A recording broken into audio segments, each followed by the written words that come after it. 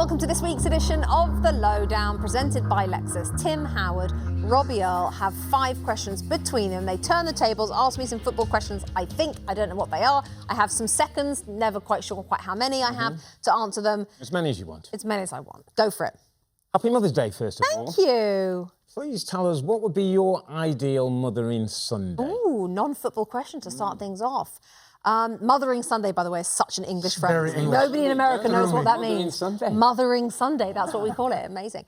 My ideal would be a sleep-in where you actually do sleep in. You know when you can sleep in and then you never do because like that's life. An actual sleep-in where like it's like 9. And oh my God, it's 9. I've slept till 9. Amazing. That'd be amazing. And then I think breakfast in the garden with animals, children, husband, the whole lot. And then I think a nap is in order, right? A little nap. I mean, mid-afternoon nap. Footy on the TV, maybe? Maybe a little bit of football on TV. Then I nap, probably during the football. And then maybe a slice of cake and some tea. Maybe a walk. I mean, this sounds amazing. Amazing. Haven't had one of these for quite a number of times. And then maybe somebody else cooking dinner. Husband cooks dinner. And early night. Is he watching? This sounds amazing. Amazing.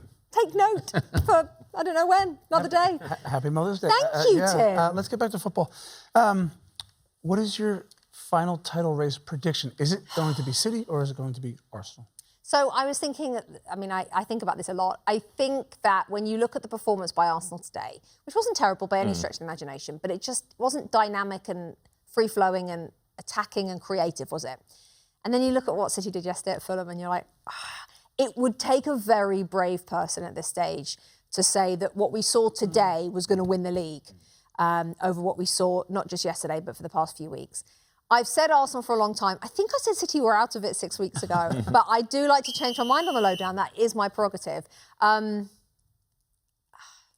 going to go City. I knew it. Yeah, I know. I mean, but really, I literally have changed every single week for months. So this week it's City.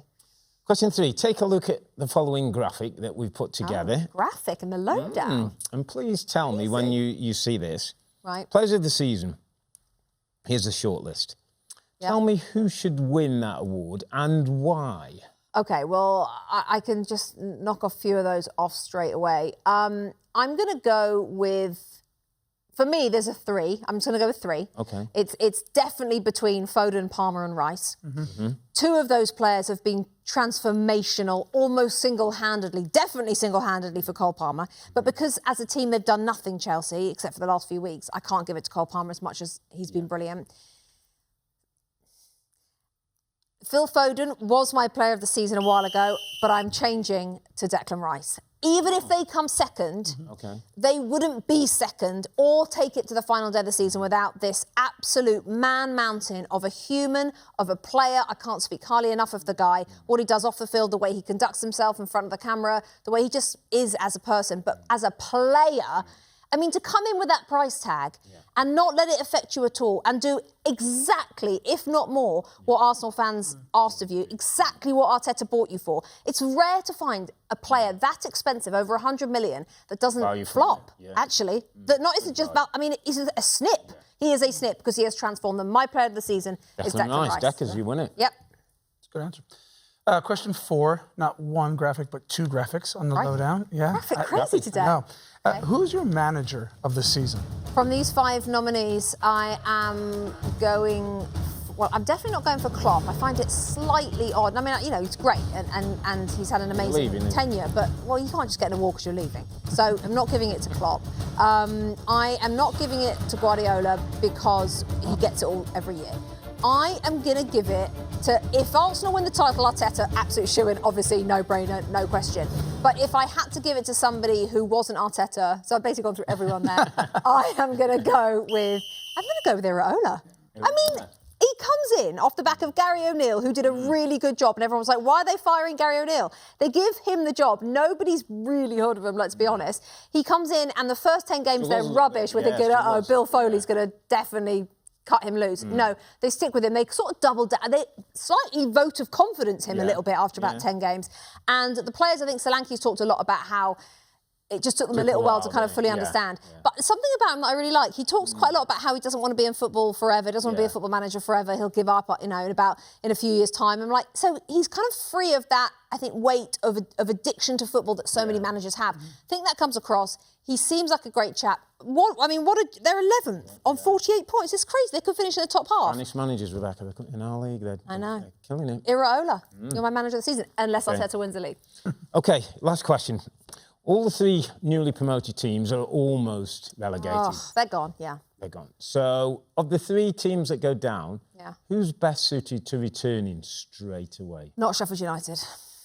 Okay, Not Sheffield United. I just think they're a mess of a club. I mean, I saw their team sheet yesterday. They had Ryan Brewster on the bench, the player that they spent 20 million on from Liverpool. He's on the bench. He never plays. Whether he's injured or out of form, he's never had any form actually since they bought him. Their entire structure at the club, I'm a bit wishy-washy about the structure. You know, at every club, you sort of know who's in charge, who the CEO is, who's the sporting director. I don't really know any of that at Sheffield United. I don't really think that Chris Wilder is a guarantee. I know he's done it before, but I don't think he's a guarantee to bring them straight back up. So it's between Burnley and Luton. I'd probably go Burnley, actually. I'd probably go Burnley, just because I feel like Luton have expended so much energy just trying to stay in the Premier League. And with Burnley, despite what you say about them, and I do think they should have been a bit more pragmatic, they do know who they are. They know who they want to be. They've got the right manager for that. They've just got to make sure they don't go too crazy in the loans market to then get up, to then lose them all again. They've got to be careful of that. So I go with Burnley. They are my vote. Is that it? That's it for this week. Love it. Thank you, chaps. Don't forget, over on the NBC Sports YouTube channel, tons of original content, Premier League Tactics Session, 2 Robbies, this show, The Lowdown, and the Premier League update as well. Thank you for watching this week's episode of The Lowdown, presented by Lexus.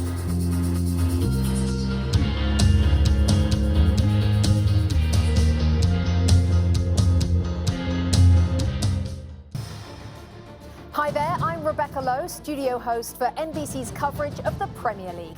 Don't forget to hit subscribe to watch more videos all season long. And for even more Premier League content, from original series to live matches, head over to Peacock. And be sure to tune in for Premier League mornings every weekend on USA Network and on Peacock. We will see you there.